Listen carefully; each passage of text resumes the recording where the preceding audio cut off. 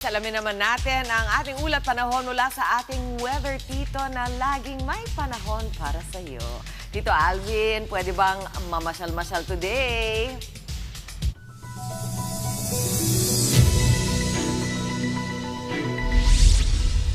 Good morning, Mami Chiki, at good morning mga kapatid. Ulat panahon po muna tayo ngayong araw ng Lunes. Sa ngayon, wala po tayong low pressure area sa loob at maging sa labas ng ating Philippine Area of Responsibility. At umatras na rin yung epekto ng ating tinatawag na northeasterly wind flow.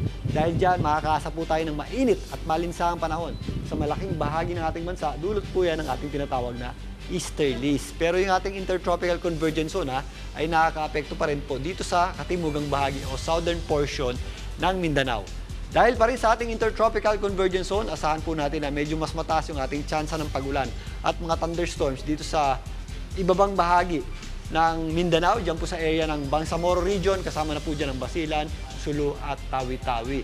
Pero pagsapit po ng hapon, kung mapapansin nyo, mas marami pong mga areas na posibleng makaranas ng thunderstorms. Although mainit sa tanghali, pero posible nga po yung ating mga dagliang mga malalakas na pagulan o thunderstorms tuwing sumasapit ang hapon at gabi. Mag-ingat po tayo dyan. Maliwalas na panahon din at mainit na panahon din ang ating aasahan sa malaking bahagi ng Visayas.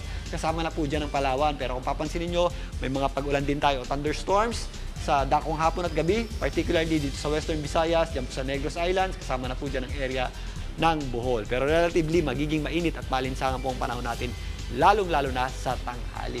At dahil nga umatras na yung ating northeasterly wind flow, mas mainit at malinsangang panahon po ang ating aasahan na dito sa malaking bahagi ng Luzon. Kasama na rin po dyan itong apektado ng northeasterly wind flow nitong weekend. Kung mapapansin nyo, ito pong mga color orange or dark orange, yan po yung mga areas na mas matataas yung ating temperaturang naitatala.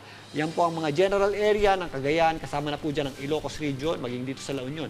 Lalong-lalo na dyan sa area ng Pangasinan, malaking bahagi ng Central Luzon, kasama na po dyan ang Bicol region. Kaya maghanda po tayo sa matinding init ng panahon, lalong-lalo na sa tanghali.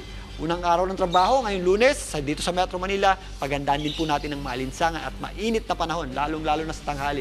Posibleng pumalo yung ating mataas na temperatura o highest maximum temperature hanggang 34 degrees Celsius. Pero mas mataas pa po dyan yung ating heat index, talakayin po natin yan mamaya. Again, mag-ingat po tayo sa matinding init ng panahon at maalinsangan na tanghali at ugaling pong uminom ng sapat na dami ng tubig. Kung may mga pag-ulan po tayo, ito po ay mga dagdiang mga pag-ulan lamang kagaya ng nangyari nitong weekend na kadalasang nangyayari tuwing hapon at gabi. Kakasigat lang po ng ating araw sa ating horizon at umangat po yan kaninang 5:48 AM at muling lulubog mamayang 6:09 ng gabi. Yan muna ang latest sa lagay ng panahon. Huwag po kayong alis, magbabalik pa rin ang inyong weather tito na laging may panahon para sa iyo. Mga kapatid, Chiki Roa Puno po. Simulan ang inyong araw na puno ng impormasyong kapaki-pakinabang. Sama na sa isang makabuluhang umaga. Tumutok at mag-subscribe sa social media pages ng News 5.